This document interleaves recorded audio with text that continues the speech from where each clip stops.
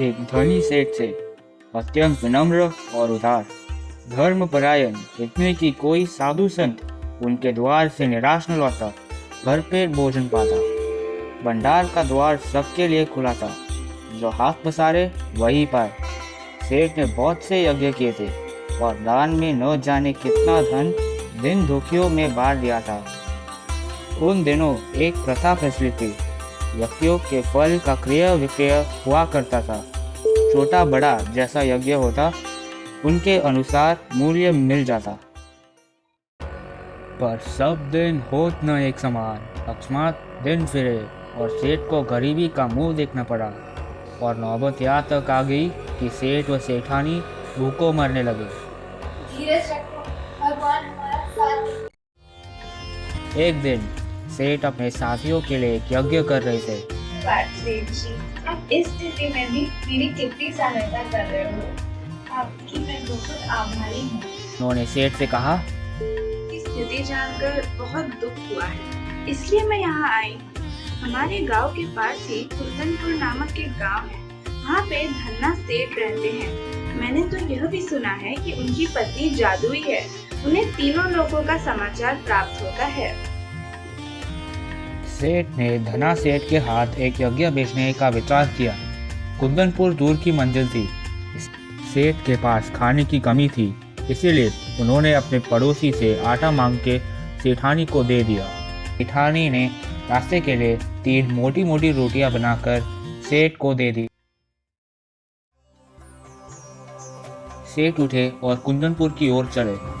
वे खूब तेज चले, लेकिन आधा रास्ता पार करते करते धूप में इतनी तेजी आ गई कि चलने में कष्ट होने लगा।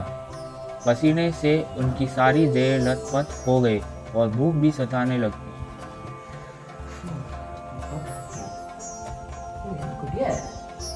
के पास में बैठ जाता, भूख भी लगी है, खाना भी खा लूंगा।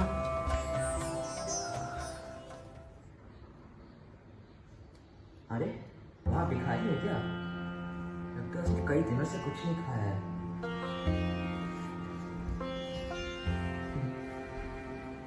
4 दिन से खाना नहीं खाया भैया, कुछ तो दे दो भैया। ये लीजिए। धन्यवाद भैया, धन्यवाद। उसने भी कुछ नहीं खाया होगा कई दिनों से।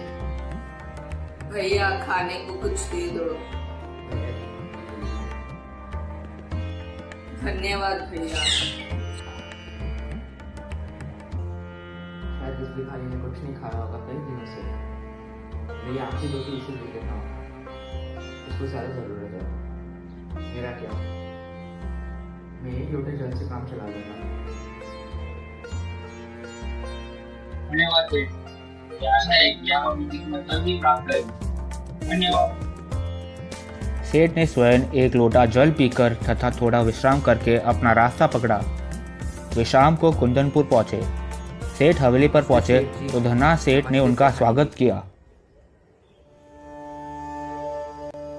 कहो सेठ, कैसे आना हुआ? संकट में हूँ सेठ, आपके हाथ एक यज्ञ बेचने आया हूँ। इतने में धना सेठ की पत्नी ने आकर सेठ को प्रणाम किया और बोली, नमस्ते नमस्ते सेठ जी, आपने कितना निस्वार्थ कार्य किया है। हम आपके यज्ञ को खरीदने के लिए तैयार हैं, लेकिन आपको अपने महायज्ञ को बेचना होगा। महायज्ञ? जी हाँ, वही जो आपने आज किया है। आप आज की कहती है? मैंने तो बरसों से कोई यज्ञ नहीं किया है। मेरी स्थिति ही ऐसी नहीं थी। नहीं सेठ जी, वही महायज्ञ जो आपने आज किया है, वो बेचोगे तो हम खरीदेंगे, नहीं तो नहीं। सेठ हैरान हो गए। क्या हुआ सेठ जी, आप क्या सोचते हैं? आप क्या महायज्ञ बेचेंगे? बोलो, राजी? उन्हें निश्चय हो गया कि इन लोगों को यज्ञ खरीदना नहीं है। क्या विचार है सेठ जी, ये महायज्ञ को बेचने को तैयार है या नहीं? क्या सोच रहे हो? मंजूर है? सेठ ने कोई उत्तर नहीं दिया, चुपचाप हवेली से बाहर चले गए। कुंदनपुर से चलकर सेठ अपने घर आ पहुंचे।